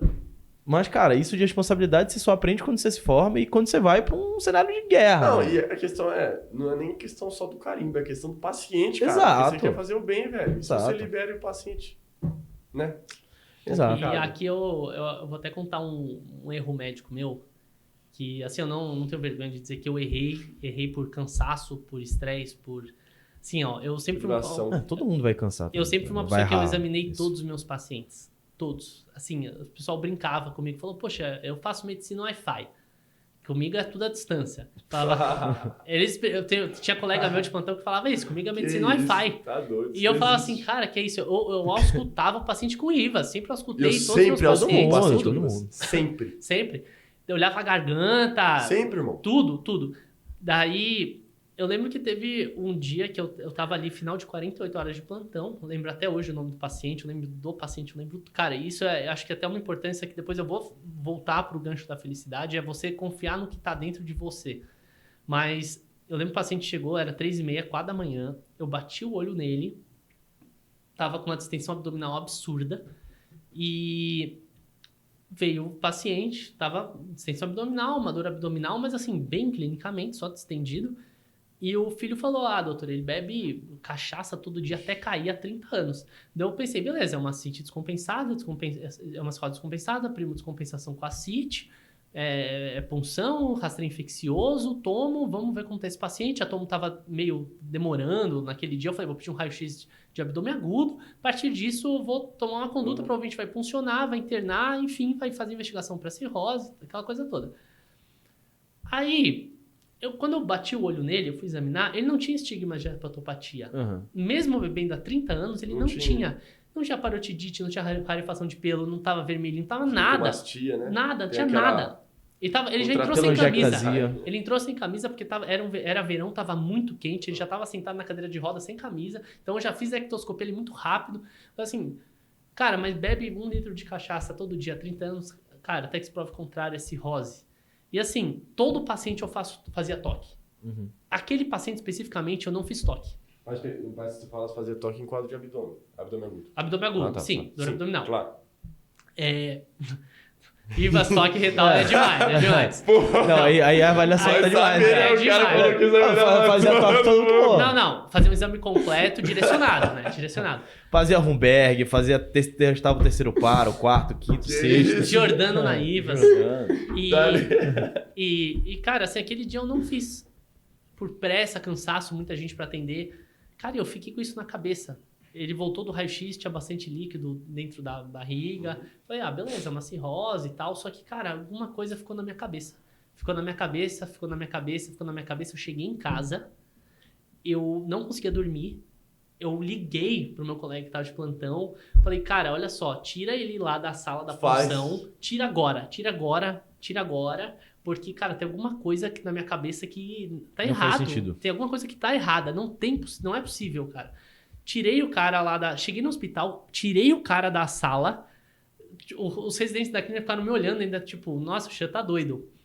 Tirei o cara da sala. Cara, falei assim, botei ele no consultório de novo. Nem era meu plantão. Botei ele no consultório de novo, revi exame. Cara, na hora que eu olhei, tinha saído create e tal. Ele tava fazendo uma insuficiência renal aguda. Ele tava fazendo uma síndrome compartimental abdominal. Eu falei, cara, tem alguma coisa errada. Não vou funcionar, vou pedir TC. A TC tinha voltado, pedi a TC. Cara, o cara tava... Fiz o toque. A hora que eu fiz o toque, tinha uma massa. O que o cara tinha, na verdade? Ele bebia há 30 anos, 1 litro de cachaça por dia, o fígado tava limpo. Ele não era cirrótico, ele tava com um tumor, fazendo uma obstrução intestinal, com translocação de líquido. Eu fiquei pensando, cara, ainda bem que não funcionaram o paciente, porque se tivessem funcionado, teria dado muito ruim.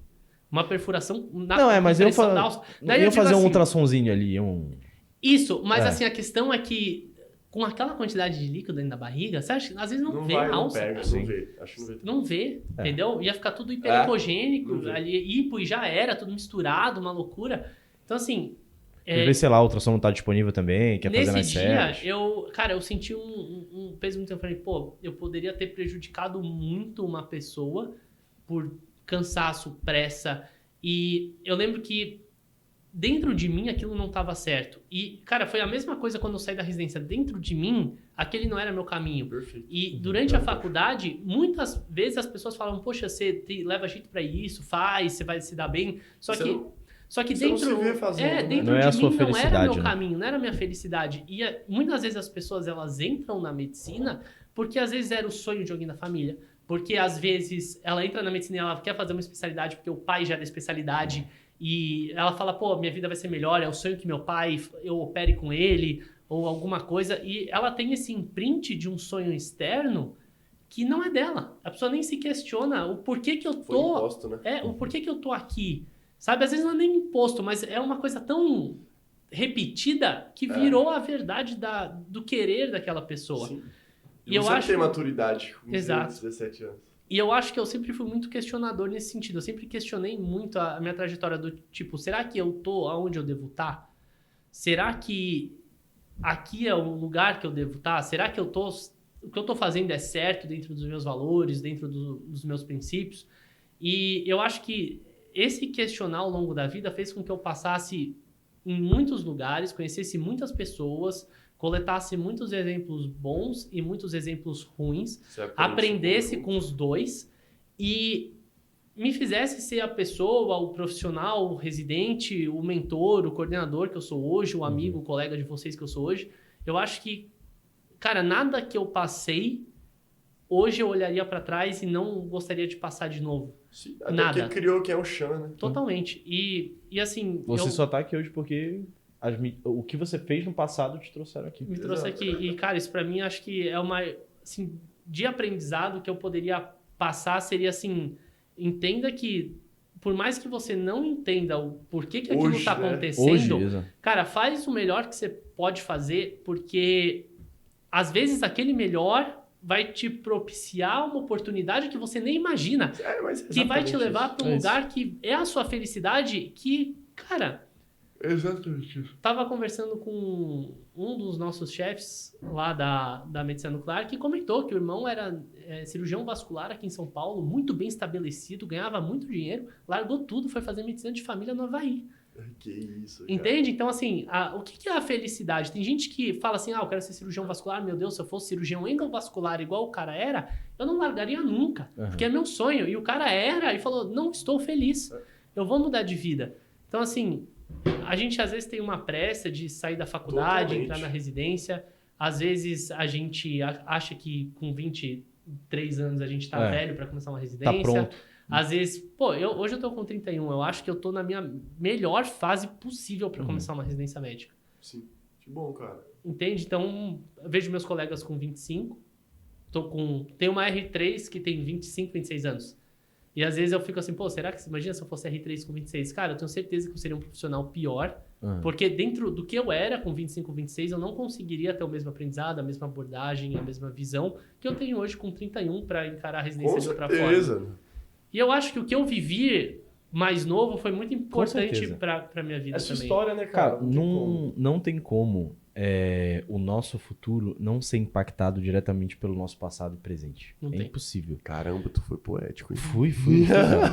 Cara, é impossível, porque assim, tudo que acontece na nossa vida, desde que a gente é criança, desde os traumas, os pensamentos que a gente constrói, vão se refletir no nosso futuro. Mas, com certeza. É o que a gente tava falando. Tipo assim, por exemplo, eu podia estar na USP agora. Podia não ter saído da USP e fazer oftalmo lá. Talvez isso aqui não estivesse acontecendo. Talvez não fosse... Você passou em oftalmo na USP também? Passei em Ribeirão. Ah, em Ribeirão. Talvez eu estivesse em Ribeirão, tipo, a gente ia se conhecer, ia saber quem é o outro, mas não ia ter uma amizade próxima, não ia saber quem é o Chan. Eu ia pra Campinas, né? Depois... Entendeu? Saiu primeiro Unicamp. Cada um ia estar num lugar, isso aqui não ia estar acontecendo. Não, exato. O Wallace estaria na casa dele, dormindo, de boa. A gente não conheceria a lenda. Mas, cara... Não conheceríamos a Medmaster. Exatamente. Que é o nosso patrocinador oficial. E pra quem quer marketing médico? Já sabe, né? Chama Os Medmaster. caras, velho. Marketing médico, trabalhar com IA. Mas, cara, isso é bacana, porque quando você para pra analisar, quando você para pra ver, você olha pra trás, você vê que tudo fez sentido e tudo se convergiu pra chegar no que você é hoje, sabe? Tudo se conecta. Tudo se conecta no final das contas. Então, o fato de, por exemplo, eu ter largado neurocirurgia, o fato de eu ter tentado mais uma vez, o fato de não ter ficado na residência que eu passei lá em Ribeirão, tudo, no final das contas, vai convergir pro momento que você tá hoje. Era pra acontecer dessa forma, entendeu? Exatamente. Era pra acontecer dessa forma. E, às vezes, botando muito nisso que o Chan falou, cara, a gente tem uma pressa muito grande. De tipo assim, eu quero entrar na residência, eu quero sair da faculdade, eu quero entrar na residência. A gente quer resolver eu quero entrar, eu quero cedo. começar, eu quero estar... Cara... O ser humano ele tem a tendência a resolver tudo muito cedo. E não só isso, eu acho que a vida médica ela é puxada. E a gente quer ao máximo conseguir entrar na fase menos puxada mais rápido. Mais estável, né? Porque a gente percebe que a vida médica é puxada, no final da faculdade a gente fala, meu Deus, eu tô há 6 anos nisso e eu vou ter mais muitos anos na formação que vão ser mais difíceis ainda. E a gente quer tentar acelerar isso ao máximo. E às vezes nesse acelerar a gente erra. Se perde. A gente se perde. Exato. E... Cara, por mais que eu seja uma pessoa muito objetiva e racional dentro daquilo que eu faço no meu dia a dia, porque eu lido basicamente com dados e valor pré-teste, valor pós-teste e tudo mais, eu sou uma pessoa muito... Eu acho que até lúdica no sentido de que, por exemplo, quando eu conversei com o Lucas a primeira vez, o Lucas perguntou o que eu poderia acrescentar. E eu falei para ele assim, olha, Lucas, eu tive 2 anos de preparação. Um primeiro ano que eu estudei muito, me estressei muito, deu tudo certo, fui bem na prova. E um segundo ano que, cara, foi completamente diferente. E que eu fui muito melhor ainda comparado ao meu primeiro ano. Então vamos entrar num tópico, principalmente para os alunos que estão assistindo a gente agora. qual foi a maior diferença que você notou? Isso a gente vai falar os três, porque nós três fizemos mais de um ano. Qual foi a maior diferença que você notou entre o seu primeiro ano e o seu segundo ano de preparação? Pô, não, Fal, uma coisa eu vou até que dizer aqui que vocês vão até rir, que vocês vão achar engraçado demais. Mas assim, o primeiro ano, cara, eu estudei muito mesmo. Assim, era todo dia, eu chegava em casa, estudava. E meu objetivo era, vou estudar até eu não aguentar mais. Isso era assim, eu realmente, o ano que eu prestei prova pra patologia, eu estudei demais. Demais. Nesse outro ano agora, eu trabalhei bastante. Sim. Cara, eu estudei muito pouco, assim. Sim. E eu reduzi o quanto eu tava trabalhando em outubro. Porque eu falei, cara, outubro eu vou reduzir e eu vou dar vou uma estudada. Meu colega da patologia entrou em férias. Ele tava na R3. Entrou nas últimas férias da residência em outubro. A gente passou um mês jogando videogame online. Que filho da mãe, velho. Cara, outubro tava Ele falava pra mim assim, boy, vai estudar. Falava assim, cara, não, vamos jogar. Depois eu vejo. Cara, e assim, eu passei um mês sem estudar, sem fazer nada. Cara, só jogando com ele, pra não mentir, fazer umas questõezinhas ali. Vou fazer umas questõezinhas, daí falar, início da manhã eu vou fazer questão. Depois jogar um videogame. Só que às vezes eu acordava, começava a fazer questão e falava, vamos jogar um antes do almoço? E eu falava assim, cara, vamos. Entende? Então assim, cara, foi um ano que eu desapeguei. Entendi. E eu fui fazer prova muito tranquilo. Eu sou uma pessoa muito tranquila, assim. Eu sempre fui aquela pessoa que tava 15h40 sacando, eu ia pro esse de segundo saque. Eu sou louco assim também, entendeu? Velho. E sempre dava certo. Entendeu? Eu ia na confiança. Cara, acho que quanto mais pressionado eu tô, mais eu arrisco. O cara achava que eu ia dar aquele saque kick na esquerda do segundo, eu entrava de saque slice na direita abrindo. O cara falava, que isso, entendi nada. E pronto, vamos. Eu sou essa pessoa também, cara. Então, cara, mesmo no meu ano de prova, eu lembro que... Vou até contar uma coisa que serve de aprendizado, que no meu ano a gente teve 2 fases no mesmo dia. Foram 100 questões, que valiam 50%. Sim, depois tinha e depois 20 que valiam, né? 40. Sim. Cara, então assim, 20 que valiam 40, uma valia 4. Isso. É que todo mundo fazia essas 20 questões, só que depois selecionavam de quem ia ser corrigido, exato. Né? E eu lembro que, cara, foi muito engraçado porque foi um divisor de águas entre quem foi aprovado e não foi naquele ano. Porque a primeira fase tava muito mais difícil que a segunda. Só que você tinha que bater a nota de corte para ir pra segunda. Só que quem ficou muito tempo na primeira e foi pra segunda apertado, foi mal. Teve um menino que eu conheço que acertou 87 na primeira das 100 e 13 das 20 na segunda. Ficou fora. Teve gente... O que foi o rolê do ano? Quem conseguia ir bem na primeira e ir bem na segunda. Fazer uma média boa e passava. Perfeito. Então, assim, eu fiz ali no meu ano umas 60 questões da primeira fase e falei, cara, tô demorando muito, eu vou ver como tá essa segunda. Eu fiz a segunda e eu falei, tá fácil. Matei as 20 muito rápido. Portanto que eu acertei 16 das 20 na segunda. E daí depois eu voltei e terminei o que eu tinha que fazer da primeira. O que eu sabia, o que eu não sabia, eu não sabia. E no fim eu acabei ficando com 78 e 80. Então eu fiquei com uma média... Muito boa. Eu fiquei com 80,2% depois do currículo. Sim, fiquei com uma média boa. Entende? Então assim, eu acho que isso... veio de uma maturidade emocional mesmo de você se adaptar ali no meio do processo. Sim. E falando até desse segundo ano, eu entendi que quando eu desapeguei, por exemplo, eu tive que desapegar da primeira fase no meu dia da prova da USP. Esse segundo ano eu desapeguei, eu falei assim, cara, eu vou fazer o que der. E assim, lógico, eu já tinha uma bagagem. O cara vai lá e tira 97 de 120 na prova mais difícil que tem. Cara, eu já tinha uma bagagem. Não, entendeu? Sim, então, assim, claro. eu sabia que, principalmente, o que ia fazer a diferença desse meu segundo ano era eu estar Você estudou também muito focado pra USP, né? Entendeu? Então, assim, eu fui tranquilo. Entendeu? Fui fazer prova de chinelo, regata, bermudinha, uma caneta Bic, que era a minha caneta Bic da sorte, confiava 100% nela, uma identidade impressa, e foi isso, cara. Entendi. E um energético. Acabou. Então, assim, eu acho que o principal diferencial foi isso, cara. Eu não ficar me cobrando... Por exemplo, a questão era difícil, eu encarava ela, mas eu não ficava naquilo, meu Deus, se eu não acertar essa, eu não vou passar, pode ser essa que vai me tirar fora. Eu tirei aquela mentalidade e eu falei, cara, eu vou achar a maior chance que eu tiver de acertar dentro de cada questão. Tipo assim, você respeita a prova, mas não deixa ela te afetar. Exato. E, cara, nisso eu tirei a quinta, sexta, quarta, a maior nota de todo o processo seletivo. Entende? E assim, eu não acho que eu sou um gênio, não acho que eu sou nada, só acho que eu desbloqueei uma coisa que me trancava muito. Justo, perfeito. Cara, eu tive muito isso. Eu tive um cenário muito parecido, porque eu sempre coloquei um peso muito grande na prova. Então, eu era um cara que eu sempre sabia muito. Tanto que, por exemplo, cara, no meu ano passado de preparação, o Lucas sempre falava, mano, você vai ser primeiro lugar, você vai ser primeiro lugar, você vai ser primeiro lugar. Porque eu tinha médias muito boas, pô. Final do ano, a minha média de prova era 93%, 94%. Só que eu botava uma ansiedade tão grande na prova. Eu botava, cara, eu botava uma ansiedade tão grande no pré-prova, eu botava um peso tão grande na prova, que, cara, teve um momento, tipo assim, eu lembro desse momento certinho na minha cabeça. Foi que a minha mãe me falou. Minha mãe falou o seguinte, ela virou pra mim e falou, cara, você não tá buscando a residência, você tá buscando a aprovação. Tipo assim, você não tá vendo no futuro, pô, eu quero ser oftalmologista, eu quero estar na residência fazendo. Ela falou, mano, você tá buscando o aprovado. É só isso que você tá buscando. Você tá buscando o resultado. E aí, mano, quando ela falou isso, desbloqueou um negócio na minha cabeça que eu botava um peso, uma ansiedade tão grande na parada que, tipo assim, eu precisava buscar aquilo. Cara, e parabéns pra sua mãe, porque esse insight é um insight difícil, que eu falo pros meus alunos, eu falo assim, tem aluno excelente que eu falo assim, cara, você tá esquecendo o motivo de que você está fazendo tudo isso. Cara, pensa que você vai ser melhor para atender seus pacientes, que você vai se sentir útil, que você vai ser do motivo médico. Você precisa ver um motivo. E às vezes a pessoa fala, meu Deus, às vezes ela fala assim, às vezes eu esqueço que eu sou médico, eu só acho que eu sou concurseiro. Eu falo assim, não, cara, você é médico, você tem um propósito por trás do que você está fazendo. E, cara, quando ela me falou isso, tipo, foi um momento que, tipo assim, eu tava... O meu último ano de preparação para residência foi um ano tipo que eu me afastei muito de todo mundo para poder estudar. Muito, muito, muito, muito.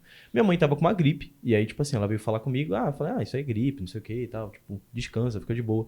Só que ela realmente tava mal, cara. Eu não conseguia ver isso. De tão focado que eu tava na prova de residência. Tipo, eu botava um peso tão grande, que, tipo assim, foi uma hora que tipo, a gente meio que tinha brigado, assim, um negócio. E ela falou, cara, isso tá te afetando muito, cara. Tipo, tira isso da tua cabeça. E aí, quando eu tirei isso o peso, foi a hora que, tipo, eu deslanchei. Eu ia pra prova, como você falou, cara, eu ia pra prova, tipo, se eu não passar, não passei. E tá tudo bem. Eu acho. Entendeu?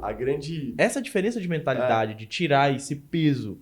Obviamente, você sabe mais, você tem mais bagagem, você sabe como é que funciona a prova, você sabe a mente do examinador. Se você souber tudo isso, se você travar lá na prova, você não passa. Exato. E tanto que as provas que eu fui melhor, foi as provas que eu fui mais tranquilo possível. A prova da HC eu coloquei muito peso em cima dela, foi minha pior prova do ano. A prova da Santa Casa, por exemplo, que eu tava super bem, cara, tirei uma nota do oftalmo da prova teórica. Então, cara... Minha maior mudança também, com certeza, foi mentalidade. Foi tirar, né? É mental. Obviamente, a gente, como o Vini falou, tem um conhecimento maior, mas a minha mentalidade foi que eu achava que eu tinha que passar direto do 6º ano, senão eu não era bom o suficiente. Então eu criei uma pressão tenística... Criou uma coisa na cabeça que não existe. Né? Exato, criei uma pressão. Eu sempre lidei muito bem em momentos de pressão na minha vida. Por conta do esporte, né? A gente aprende isso. Às vezes eu criava umas situações que eu me colocava e não tinha necessidade, sabe? E era como se minha vida dependesse daquilo, entendeu? Então eu não conseguia me ver sem passar direto do 6º ano. Eu sabia que eu tinha condição de passar em qualquer lugar. Né? Pela minha dedicação, principalmente. Eu acho que 99% das pessoas têm. Isso. Por mais que as pessoas não acreditem, todo mundo tem, mas a gente falar que tem e ela acreditar que tem é outra coisa. Né? É aquele negócio. Você colocar na cabeça dela é como você sair dos 80 para 85. A dificuldade é muito maior. Exato. Mas a partir disso, quando eu fui pro 2º ano, eu mudei como eu encararia o resultado, se não desse certo. Que foi o que o Vini falou, tipo, cara, fiz o meu melhor, se não for pra ser, não vai ser. O lugar que eu passar vai ser o meu lugar, independente de onde for, só vou prestar os lugares que eu realmente quero. E quando eu ia pra prova, no meu 1º ano, tenista era tenista, eu botava aquela música e eu entrava como flow. Chama? Não era nem no flow, cara, flow tem uma state. Palavra certa pra isso, eu esqueci, o nome da palavra fugiu. Mas eu começava a falar palavras de afirmação, né? Tipo assim, cara, eu vou entrar nisso aqui, eu vou amassar essa prova, velho. Tipo assim, hoje é o meu dia. Eu tinha esse pensamento também. Eu sempre fui assim. O meu era um pouco mais agressivo. Agressivo. É que eu não vou falar palavras agressivas. Mas sim, tipo assim, entrando como se eu estivesse entrando na final de Roland Garros contra o Nadal, entendeu? Sim. Só que eu sentia que isso consumia muito minha energia. Você jura? Eu chegava na prova, eu tava assim, ó, cansado, cara. Nossa, cansado. eu chegava na prova, comigo era o contrário. Cansado. Eu entrava na prova, falava, cara, eu sou o melhor dessa sala, eu sou o melhor desse prédio inteiro, eu vou melhor que todo mundo e eu vou acertar tudo e ninguém vai melhor que eu. Eu entrava com esse pensamento, cara. Aí no meu segundo ano eu falei assim, cara, não vou fazer isso. Estudei pra caramba, eu sei o que eu fiz. Agora sou tio. Tranquilo, cara. Eu não era um chinelo, o meu sempre foi um streetwear, meia na canela, tênis, camiseta, meu moletom estampado. Botava uma música, meditava antes, colocava uma musiquinha. Na hora que eu sentava lá na carteira, olhava pro pessoal, assim, só mais uma prova. E, cara, não senti pressão em nenhuma prova. As provas que eu fui mal era porque eu não tomei boas decisões ali na hora. Prova da Paulista, prova do HC, todas as provas, nada de pressão, nada de medo. A minha terceira fase da Paulista, que foi a entrevista, juro por Deus que meu coração não acelerou absolutamente nada, mesmo sentado na frente de todos os chefes, porque eu sabia o que eu estava fazendo ali, eu sabia de tudo que eu tinha feito. Então, eu sabia, cara, já era uma vantagem tão grande estar ali, eu já tinha chegado tão longe, que pra mim eu consegui desvincular o resultado. Uhum. Eu sabia que o meu sonho era passar em um grande centro. Se fosse demorar 10 anos, eu ia ficar 10 anos. Não tinha outra opção. Então, era questão de tempo. Então, eu desvinculei o resultado. E aí as coisas deram certo. As coisas fluem mais rápido quando você tira, tipo, a pressão, essa cobrança. Querendo ou não, a gente tem uma cobrança interna nossa. A nossa geração, no geral, ela se cobra muito. Sim. E como médico, você se cobra muito. Se você realmente se importa com o seu trabalho, com o que você está fazendo, você se cobra muito. Você se cobra não errar, você se cobra sempre ser o melhor, você se cobra... Querendo ou não, você tem essa cobrança interna maior. E aí, isso reflete nas outras esferas da nossa vida. Então, ser aprovado no grande centro, passar em todas as provas que a gente vai fazer. Então, cara, você meio que fica se retroalimentando de pressão e ansiedade. No final das contas, isso só afasta você do resultado. Então, quando você entende que você é capaz, que você fez o necessário, que você vai conseguir passar, porque não é aquele negócio também de uma mentalidade mais coitada, tipo, tudo bem. Não, mas é saber que você tem capacidade, você fez o que você fez o que era preciso, mas se realmente não for o tempo... Não é pra ser, né?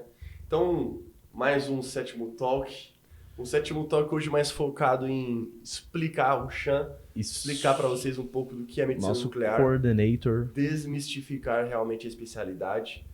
Esse cara é inteligente demais, é uma satisfação gigantesca ter ele aqui. A gente abordou bastante temas sobre mentalidade do processo, que eu acho que é o que não é falado. Né? A gente fala muito sobre metodologia de estudo. E eu acho que nós três, a gente bate muito nessa tecla, cara. Questões, mas a gente gosta muito, a gente está, por iniciativa do Chan, a gente está fazendo muita reunião com os nossos alunos presencial, online, para ter essa conversa de mentalidade, para explicar os percalços que nós tivemos no caminho. O mar nem sempre foi calmo, porque mar calmo não faz bom marinheiro. Todos nós tivemos dificuldades, mas nós, na mentoria, a gente aborda muito isso. Hoje foi um sétimo talk mais focado nessa mentalidade. Depois a gente vai chamar o Chan de novo para a gente falar um pouco mais sobre metodologia de questão. A gente faz um sétimo talk de preparação. O que vocês acham? Uma boa. De falar de resolução de questão, de prova na íntegra, de Dentraço. flashcards, o que a gente acha que funciona para a gente explicar melhor. Né? Perfeito. Então, Chan, você é um cara do coração, você virou um grande amigo nosso. Nós agora constituímos a Next Gen do sétimo ano, é uma honra para cada um de nós. Um sétimo talk para estrear isso aqui, não poderia ser diferente, tinha que ser com você. A gente é muito feliz de ter você conosco, com o nosso time, nas brincadeiras, nas conversas diárias, nos projetos, que tem muito projeto entrando agora. Então, obrigado por ter também desmarcado as coisas para comparecer aqui. E você mora no nosso coração, cara. O time sétimo ano aqui agradece demais a presença de você. É isso. E aí, uma coisa que a gente sempre fala, a gente discute muito isso aqui, mas lembrando também dos nossos produtos, mentoria residência, nós três somos... Deixa ele falar um pouquinho, que a gente fala sempre da mentoria. Beleza. Deixa o nosso coordenador... Vai, amassa. Aqui, ó. Faça as honras. Eu vou trazer uma abordagem diferente das que vocês trazem sempre, então. Que... Quando eu conversei com o Lucas a primeira vez, o Lucas perguntou o que você pode trazer. Eu falei assim, Lucas, eu acho que eu tive 2 anos de preparação muito diferentes. Eu fui bem nos 2, muito melhor em um do que em outro.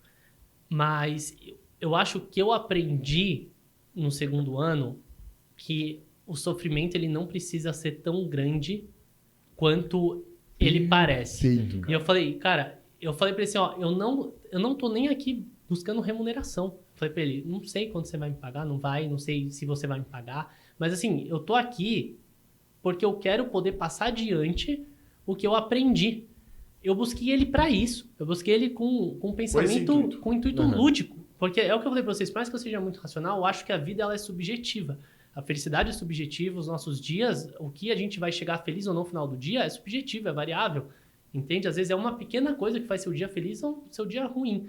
E eu queria poder passar isso pros alunos. Eu falei, cara, eu não quero que ninguém nunca mais passe mentalmente o que eu passei no ano da minha preparação. Concordo total. E eu busquei ele com esse intuito. Foi um intuito puramente emocional, inicialmente.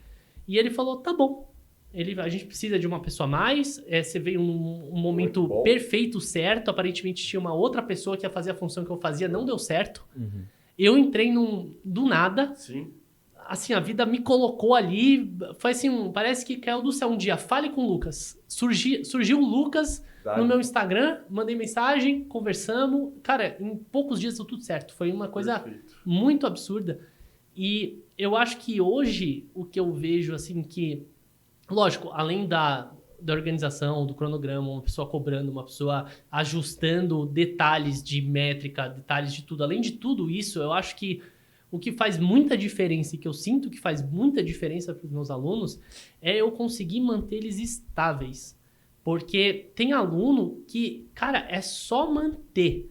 E às vezes a pessoa não percebe isso ao longo do ano, que é só ela manter. A pessoa fala, Xê, o que eu faço mais? Eu falo nada. Ah, Xê, mas eu quero fazer mais. Não. Segura. Xê, mas eu sinto que eu... Calma, segura. Dá 2 semanas a pessoa quebra. Isso é verdade. Daí eu falo assim, por que você quebrou? Ah, tava muito cansado. Eu falei, tá vendo? Vamos segurar um pouco, vamos ajustar aqui, vamos descansar, faz uma outra coisa diferente. Porque assim, eu acho que essa parte emocional que a gente falou tanto hoje, cara, é assim... É muito importante. É muito mais importante do que a gente acha. E a gente subestima. A gente fala, o ano de residência vai ser horrível, a gente vai sofrer, vai ficar ansioso, vai dormir mal. E, cara, é justamente o contrário. A gente tem que ficar bem ser desse jeito para conseguir ter um bom rendimento. É difícil. Eu começo ao contrário. A primeira coisa que eu pergunto pra pessoa, e aí, como é que foram suas últimas 2 semanas? Eu não consegui fazer e tal. Não. Primeiro, como você tá? Você tá bem, tá feliz? Como tá o internato? O rodízio tá bom? Tá, a relação com os colegas, porque às vezes, cara, a pessoa ela precisa... Às vezes o problema não tá no método. Não tá no método, não tá no que ela não conseguiu fazer. Ela não conseguiu fazer algo por um motivo, entendeu? A gente tem que ir no motivo, entendeu? Você tem que achar a causa, não tratar a consequência do que tá acontecendo. E assim, eu acho que, cara, tirando toda a parte da metodologia, do cronograma, que é essencial, eu acho que você ter uma pessoa que já passou por aquilo, sabe enxergar o que você tá passando, e falar assim, ó, a gente vai segurar, a gente vai acelerar, a gente vai, cara, abordar esse tema diferente. Vai manter. A gente vai manter. Eu acho que, cara, isso não tem preço. Porque isso é o que a gente aprende depois de 2 anos apanhando sozinho. Às vezes a gente perdeu 1 mês nisso. E você ter uma pessoa que corrige isso logo... Cara, faz com que você não sofra tanto. Vai ser difícil igual. Vai ser. Não vai tem. doer. Não é que seja fácil, mas é que não precisa. Cara, não precisa ser um sofrimento, não precisa acabar com a tua felicidade. Exato. Porque às vezes a pessoa chega no final do ano triste, infeliz, ansiosa. Cara, às vezes abre um distúrbio psiquiátrico. Sim, cara. Cara, isso é muito comum. E assim, não precisa ser dessa forma. Vai ser difícil, mas não precisa ser o fim do mundo. Você não precisa. Cara, trazer uma carga negativa à tua profissão. Você não precisa falar, pô, por que eu escolhi ser médico? Sim. Por que eu tô tratando mal meus pacientes no plantão? Por que eu tô tão estressado? Por que eu tô errando tanto no meu plantão? Porque, cara, não precisa ser dessa forma. Eu acho que, cara, a mentoria, ela entra nesse ponto. Você, quando começa, o ano você tem 2 pontos. Você pode fazer um ano bom... sabe aquele meme dos 2 caminhos, um claro, um escuro? Você pode fazer um ano bom, caminhando pelo sol, difícil, com momentos difíceis, mas chegando com o objetivo no fim, no mesmo lugar, feliz. Ou você pode caminhar, cara, na guerra o ano inteiro. Eu caminhei na guerra. Entendeu? E o meu objetivo, a primeira coisa que eu faço é assim, ó, vamos caminhar pelo sol, vamos com calma. Porque, cara, eu acho que isso faz muita diferença. Porque é um ano da sua vida, às vezes 2, cara, não tem como você jogar sua felicidade fora 2 anos e esquecer do teu propósito no mundo. Sim. E eu acho que isso, cara, faz muita diferença. Concordo. Muita.